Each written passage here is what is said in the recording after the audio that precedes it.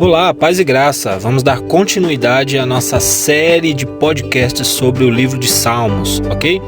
Então, se você não for inscrito no canal, se inscreva, não se esqueça de deixar aquele like para ajudar a gente a divulgar o vídeo e vamos nessa!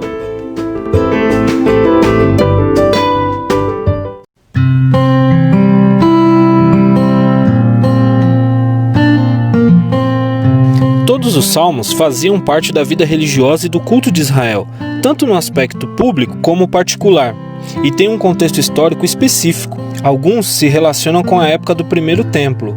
Estes enfatizam os ideais de realeza e justiça, a aliança com Deus de Israel e a terra. Outros estão relacionados com o exílio, quando não havia rei nem templo e o povo estava disperso. Nestes, o salmista se volta para o futuro, esperando que Deus traga restauração. E um terceiro grupo pertence ao período após o retorno, quando o templo foi reconstruído e o culto foi restaurado. Mas o povo não tinha rei e estava sob o domínio de estrangeiros. Houve um desenvolvimento considerável no conhecimento religioso durante este longo período de 600 anos, e o livro de Salmos reflete isso.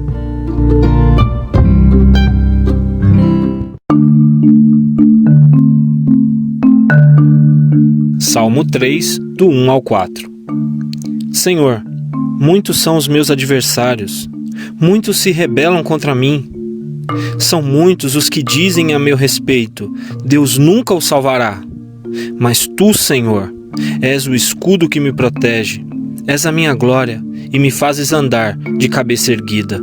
Ao Senhor clamo em alta voz e do seu santo monte ele me responde.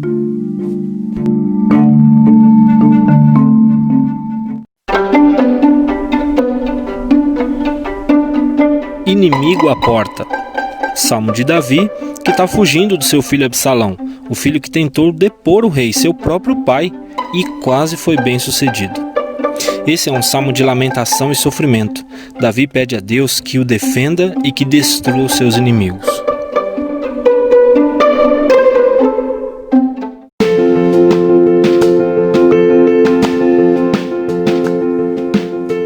É confortante saber que Davi tinha dias como os meus, dias em que tudo dá errado. No caso dele, era muito mais do que um pneu furado ou um arquivo corrompido no computador. O próprio filho de Davi, Absalão, se levantou em revolta militar contra ele. Absalão chamou alguns dos melhores oficiais de Davi e prometeu-lhes uma fatia maior do orçamento de defesa, caso se juntassem a ele. Então Davi começou a fugir. Provavelmente doeu saber que seu próprio filho estava tentando tomar o reino, mas o que doía ainda mais era a acusação de que a mão de Deus não estava mais sobre a vida de Davi. Lá estava, em um anúncio de página inteira no jornal Jerusalém News, assinado por inúmeros cidadãos proeminentes: Deus não ajudará mais a Davi. Absalão é o novo rei escolhido por Deus. Agora, enquanto se deparava com o exército de Absalão, pronto para atacar o remanescente de seu exército, Davi orou. Ele pediu a Deus exatamente o que seus inimigos disseram que Deus não lhe daria: ajuda. Davi, o guerreiro, percebeu que a ajuda não viria apenas dos escudos carregados por seus guerreiros. Deus era o seu escudo, era aquele que levantava a cabeça de Davi. Ele fugiu da cidade com a cabeça coberta de vergonha. Curvar a cabeça diante de outro rei era um sinal de submissão e derrota, mas Deus levantaria a cabeça de Davi diante de seus inimigos. Davi pôde até mesmo dormir um pouco na noite antes da grande batalha. Não porque seus soldados o cercavam, mas porque o Senhor o sustentava. No dia seguinte, quando a batalha terminou, o exército de Absalão se dispersou e Absalão, seu filho, estava morto.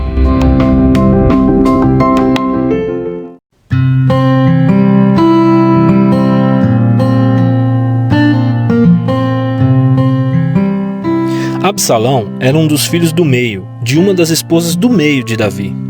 Aminon, seu meio-irmão, apaixonou-se por Tamar, irmã de Absalão, e então a violentou quando ela rejeitou suas investidas. 2 anos depois, Absalão matou Aminon por causa de seu ataque a Tamar. Absalão fugiu de Jerusalém e viveu com Talmai, seu avô, até que Davi o chamou de volta a Jerusalém. Absalão silenciosamente reuniu seguidores dentre o povo e dentre o exército de Davi. Por fim, Absalão levantou-se em rebelião contra o seu pai. Ao fim de uma guerra cheia de enganos e agentes duplos, Absalão ficou com a cabeça presa nos galhos de um carvalho. Joabe, um dos generais de Davi, o matou. Davi sofreu uma dor devastadora quando ouviu que seu filho estava morto. A língua hebraica tem diversas palavras para se referir a um inimigo. A mais comum delas significa aquele que me odeia. O termo que Davi usa no primeiro versículo deste salmo significa opressor, aquele que me perturba. A ideia é que o inimigo de Davi o havia cercado e lentamente estava fechando cada uma das vias de escape. Mas para pegar Davi, seus opressores precisariam passar pelo Senhor, que era um escudo ao redor dele, protegendo-o do último ataque fatal. Deus, o escudo, proverá a Davi espaço suficiente para uma manobra e espaço suficiente para respirar, talvez até mesmo um meio de escape.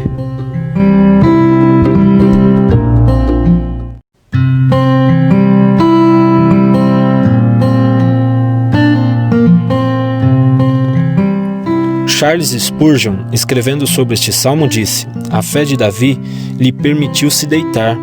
A ansiedade certamente o manteria acordado aguardando um inimigo. Entretanto, ele pôde dormir em meio ao problema, cercado por adversários. Este é um sono da santa confiança em Deus.